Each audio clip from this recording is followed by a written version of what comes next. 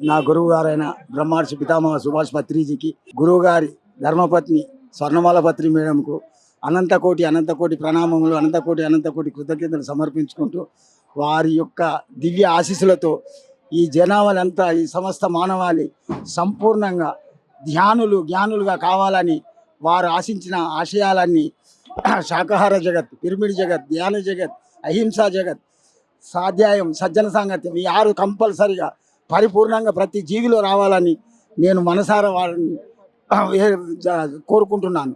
ఇక్కడ ఏర్పాట్లు చేసిన ఈ ట్రస్ట్ వారికి అది ఎన్నలేని సేవలు వీళ్ళయి. ఆ సేవలకు మనం ఏమిచ్చినా తక్కువనే.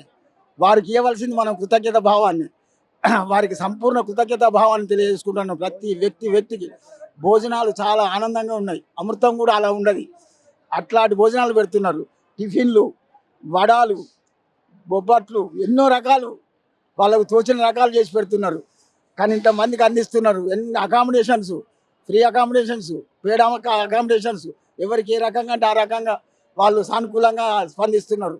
ఎవరి పట్ల కూడా ఎలాంటి అవిశ్వాసమైన భావన లేదు. సంపూర్ణ విశ్వాసంతోనే వారు నడుస్తున్నారు.